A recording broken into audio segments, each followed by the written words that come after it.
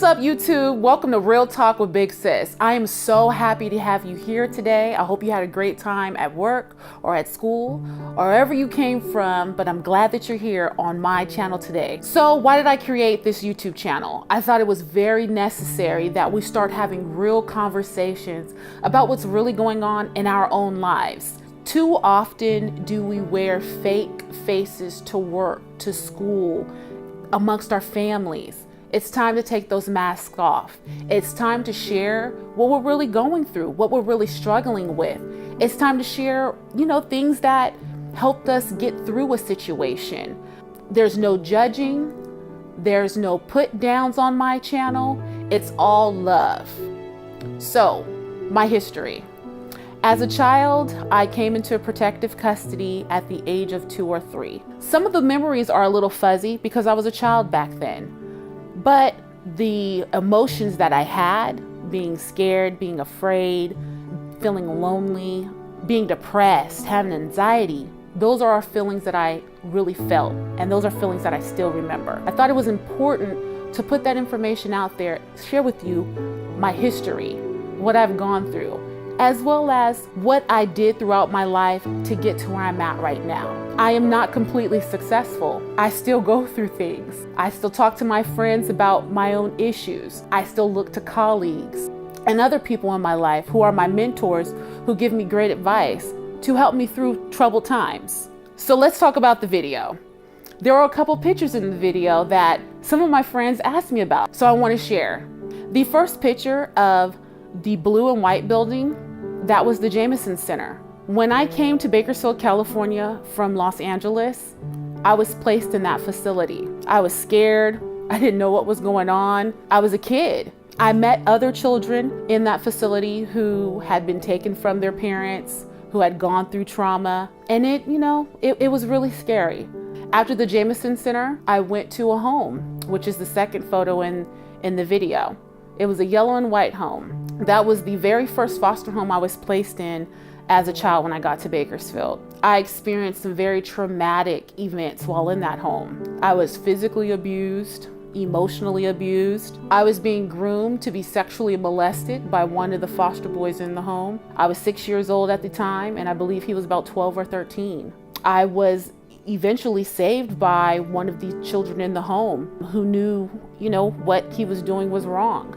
And we eventually ran away together to her aunt's house. And that's when I met my second foster mother. And that is the third picture within the video of the apartment off of Bell Terrace. I will never forget that day. Actually, I did kind of forget that day. I had to call my mom and ask her specifically what were some things that happened when we first met one another. I thought I said, "Hi, Mom," but she told me I came to the door and I told her, "Hi, you're my new mommy."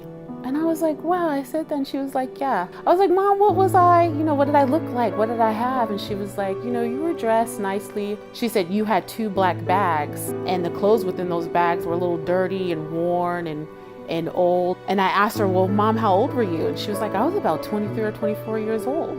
I was very blessed to have been placed in my second foster home. I was very blessed to have met my foster mother. There are things that I learned from her, such as how to be a woman. She placed values in me, such as hard work ethic, never being late. She used to always say she used to tell me that being early is right on time and being on time is essentially late, which is something that I still do today. I show up to every event early.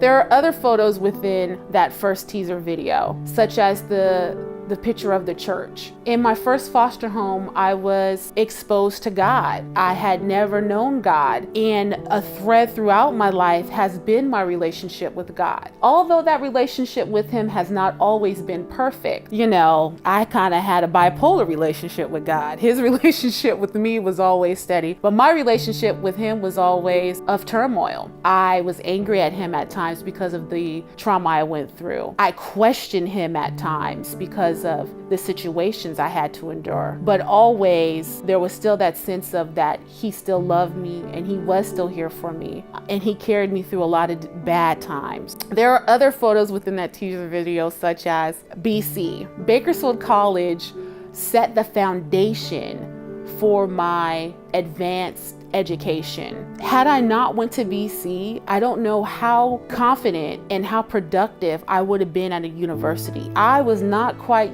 yet ready to go straight to a university. So I am so glad that I did have my experience at BC. I made great relationship with professors and counselors. I got to know the layout of the campus, and I got to kind of find my way. Psychology and sociology was something that hit home to me because I was really trying to understand myself. And in the process of trying to understand myself, I gained skills on how to also further assist and help other people. Naturally within me, I've always been a big sister. I've always been that friend you can call and talk to about anything, and I'll always be there. I've always been able to have a very gentle hand, a very caring and listening ear, and I really do care. After Bakersfield College, I went to California State University of Bakersfield. While going to Cal State, I got to meet different types of people that I probably would have never even spoke to before or got the chance to know.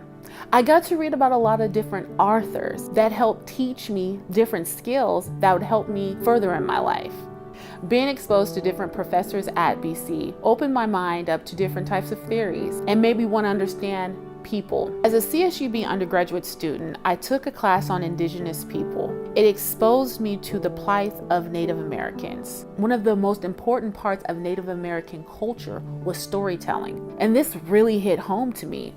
As a foster youth, I didn't really have an identity. I didn't have a foundation to where I came from, who I was, so I didn't know where I was going. It was so important for me to understand who I was. I had to understand where I came from. This became very important to me as I grew, as I began my career in mental health, and then later went into social work. The mentors that I gravitated towards were always older than me, and I was always looking for within them their personal story, the story of how they became successful, the story of how they overcame adversity, which would in a sense help me. They didn't know this. I was like emotionally holding them hostage. They had no idea. But when I look back on that, those stories really helped me become the woman that I am. And I mean, it's not over and done yet. There's still things that I'm learning about myself as a professional, as a woman, as an African American, as a mother, as a sister, as a daughter. And those stories are important. So it's important for us to share with one another our stories to our youth, to this next generation, who may act as though that they know everything, but they don't. So it's up to us to give back to them and let them know that it's okay not to be perfect. Speaking of imperfection, I actually had a hair out, but I'm gonna keep it in there anyways, because this is whatever. So Real Talk with Big Sis is for you. If you are done with the face that you wear to work, if you're done with the mask that you wear to school or that you wear amongst friends and family, it's time. Let's take it off.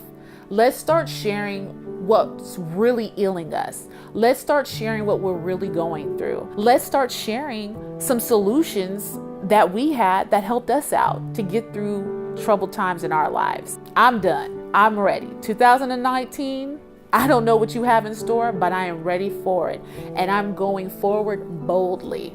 And I want you to come with me. So feel free to subscribe to my channel and let's continue the conversation.